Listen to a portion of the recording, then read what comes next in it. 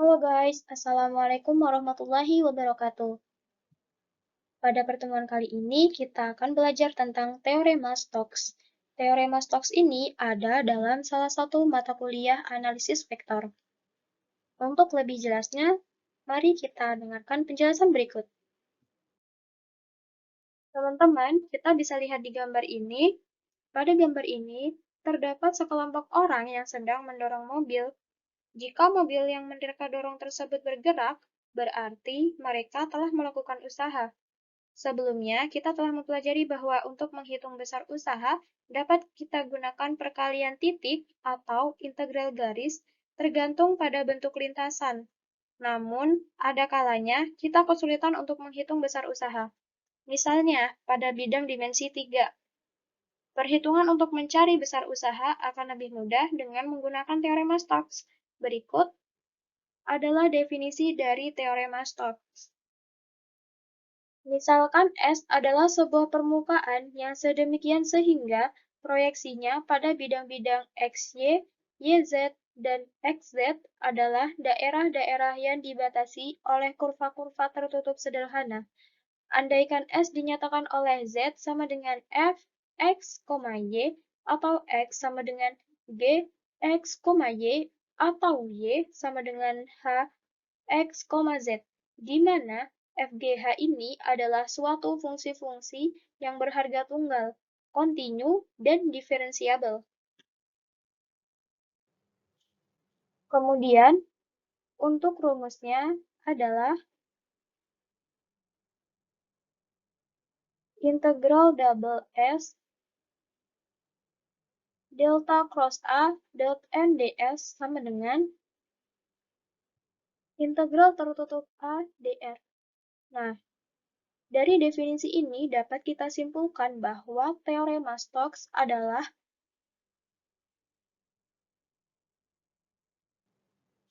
keterkaitan antara integral permukaan, yaitu yang ini, dan juga integral garis, yang ini. Kita langsung ke contoh, periksa kebenaran teorema Stokes untuk A sama dengan YI min XD plus YZK, jika S adalah paraboloida. Z sama dengan X kuadrat plus Y kuadrat dengan lingkaran X kuadrat plus Y kuadrat sama dengan 1 dan Z sama dengan 1 sebagai pembatasnya. Misalkan X sama dengan cos T, Y sama dengan sin T, Z sama dengan 1 adalah sebagai persamaan parameter, maka dx atau turunan dari X adalah sin T. Sorry, ini harusnya negatif sin T, dan dy atau turunan dari y adalah cos t dt, dan turunan dari z adalah 0. Kemudian langkah pertama, kita cari menggunakan integral garis, yaitu integral tertutup c sama dengan, kita masukkan a-nya, y dx min x dy plus yz dz. Lalu, pada persamaan ini, kita ubah dengan persamaan-persamaan parameter dan turunannya. Y ini sebagai sin T, kemudian dx itu sebagai sin dt negatif,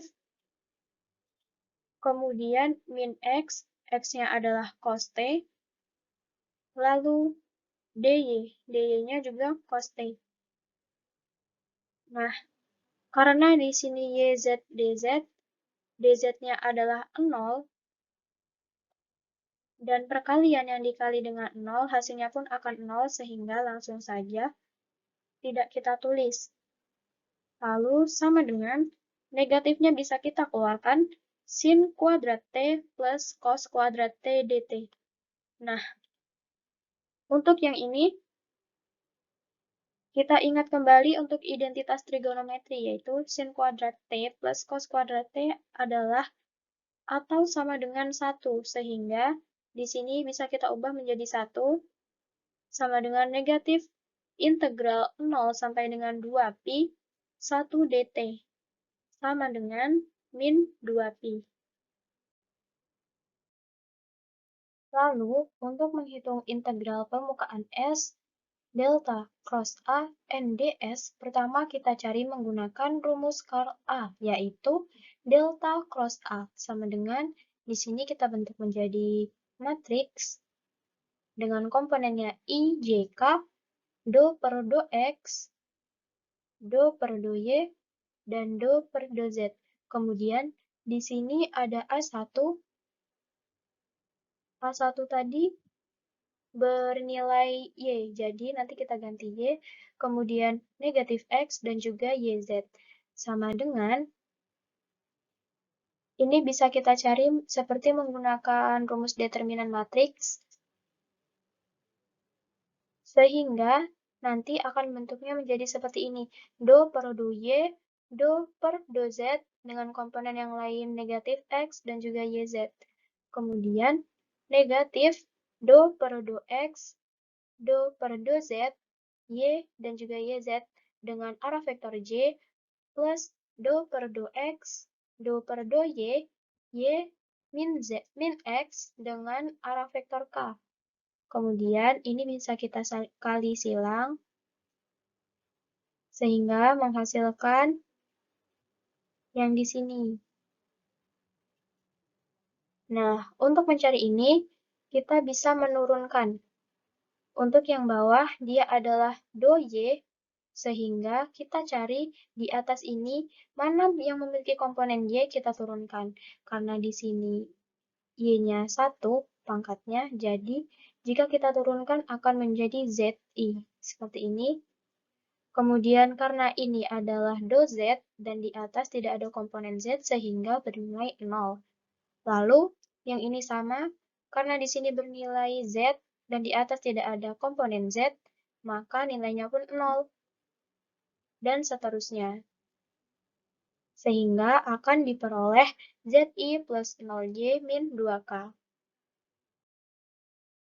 Maka dengan Z sama dengan X kuadrat plus Y kuadrat didapat do per do X sama dengan 2X turunan dari X kuadrat. Kemudian do per do Y sama dengan 2Y, yaitu turunan dari Y kuadrat. Lalu kita masukkan ke dalam integral permukaan. Karena delta cross A tadi sudah ketemu, langsung kita substitusikan di sini. Sehingga menjadi integral double R negatif Z kali 2X min 0 kali 2X min 2 dx dy. Kemudian min 2-nya bisa kita keluarkan, maka menjadi min 2 integral double R x Z plus 1 dx dy. Nah, karena ini tadi Z diketahui adalah X kuadrat plus Y kuadrat, maka Z yang di sini bisa kita ubah dengan X kuadrat plus Y kuadrat. Lalu, kita ubah ke dalam koordinat polar. Dengan X kuadrat plus Y kuadrat sama dengan 1, dan X sama dengan R cos theta. Lalu, sama dengan negatif 2 untuk integral dengan batas 0 sampai 2pi, kemudian batas 0 sampai dengan 1 untuk R sama dengan negatif 2 untuk integral dari batas 0 sampai 2pi, kemudian integral 0 sampai dengan 1, lalu R pangkat 3 cos theta plus 1 R dr per do theta. Karena ini tadi kita ubah menjadi koordinat polar, sehingga di sini kita ubah juga menjadi dr do theta. Lalu dari mana R pangkat 3 cos theta plus 1 ini? Dari sini. Sebelum kita ubah menjadi koordinat polar tadi, kita ganti X-nya menjadi R cos theta, sehingga akan didapatkan R pangkat 3 cos theta plus 1.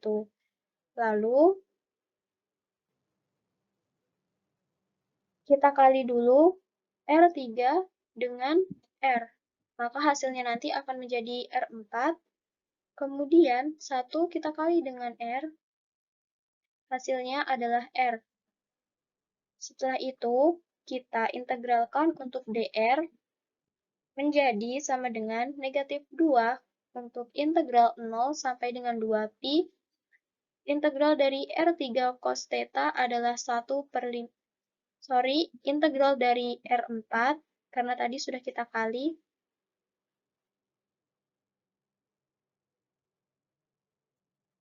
adalah 1/5 R pangkat 5 cos theta plus integral dari R tadi adalah 1/2 R kuadrat. Batasnya kita masukkan 0 sampai dengan 1, do theta. Bukan do ya, maaf, tapi d theta. Kemudian,